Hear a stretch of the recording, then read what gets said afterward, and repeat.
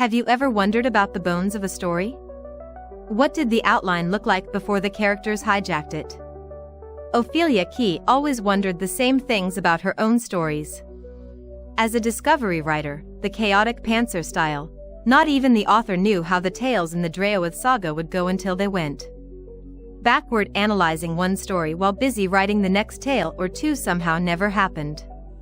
Apparently, OK put things off long enough, and some fancy computer magic will provide us with those long-wished-for story overviews. We can finally X-ray the tales from the dream and see their skeletons. Shall we investigate the next story in the dream? So, what is the secret sauce that makes paranormal romance so incredibly addictive? It's not just about fangs and claws and people falling in love. No, there's a blueprint, an anatomy to these stories. So today, let's pull back the curtain and deconstruct the novel Smoldering Frost. We're gonna see exactly how this genre is built, piece by piece. And boom, here's our entry point.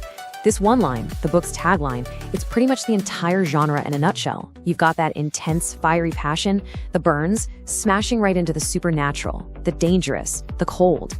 It's this conflict, this tension that powers the whole story.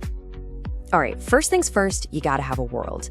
And in paranormal romance, the foundation is almost always this idea of a secret, magical reality that's hiding just beneath the surface of our own world. You know, a place you feel like you could almost stumble into by accident. In Smoldering Frost, that world is called Draoithe. And this definition, it's super important because it's not just describing a setting, it's setting a fundamental rule. It tells us, flat out, that all the myths and monsters, they're real, and that immediately jacks up the stakes. This is the dangerous playground where our story is going to unfold. Okay, so you've got this wild, magical world. Who lives in it? Well, this is where we get to the characters. The genre absolutely thrives on these powerful, contrasting archetypes. And why is that? Well, it's the fastest way to cook up instant conflict, and you guessed it, chemistry. And I mean, just look at this. It's the classic opposites attract dynamic on steroids. On one side, you have Char. He's an ancient dragon, a total neat freak, a no-nonsense alpha.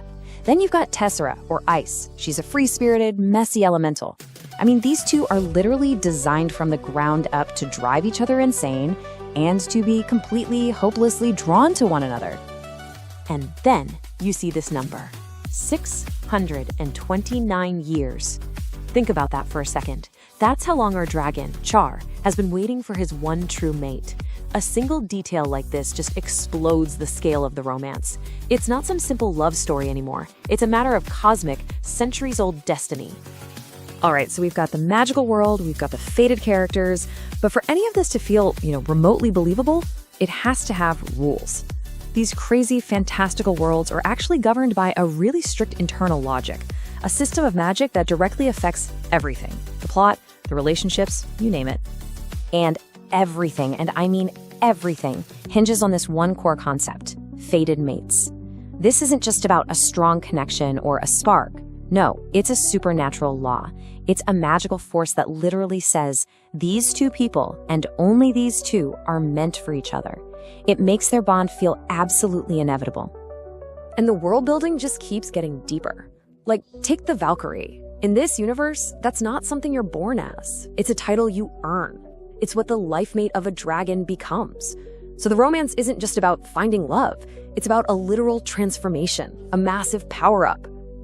And just to give you a taste of how deep this world goes, you've even got ideas like the Dragon Sworn. This is basically the dragon justice system. Criminals get turned into these immortal servants with no magic. It's a dark detail for sure, but it adds this really fascinating, complex social structure to the world. Okay, but a cool world isn't enough, right? Every story needs an engine, something that drives it forward. And in paranormal romance, that engine is conflict.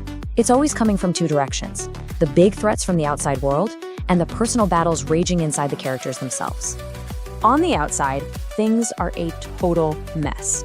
We're talking a villain who's kidnapping immortals for these twisted experiments, a sister who's gone missing, and she's vital to their power, and on top of that, their homes and businesses are literally being destroyed. This is the big, flashy action plot that forces everybody to team up. But all that outside chaos, it's almost nothing compared to the storm brewing on the inside. As the book itself asks, can this supposedly unbreakable, fated bond actually survive her past trauma and his incredibly intense, possessive dragon nature? That's the real heart of the story, right there. And this right here, this brings us to the absolute core of the paranormal romance genre. This is the magic moment where the fantasy elements and the romance plot stop being two separate ideas and become one single, completely intertwined thing. So you have to ask, right?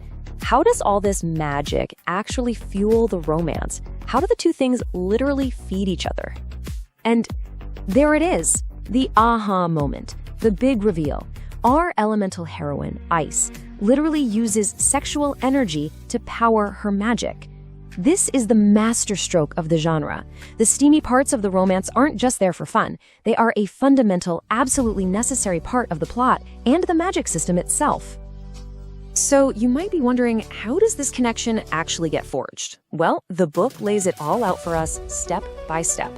It all starts with a kiss. That kiss kicks off an energy transfer.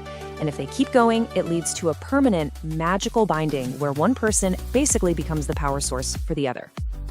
And what's so clever about this is that it's not a one-way street at all. It's totally symbiotic. The dragon, he gets to satisfy this deep, primal instinct to hoard and protect what he sees as his greatest treasure. And the elemental, she gets the safe, incredibly powerful energy source she desperately needs to heal from her past and to finally use her powers to their full potential.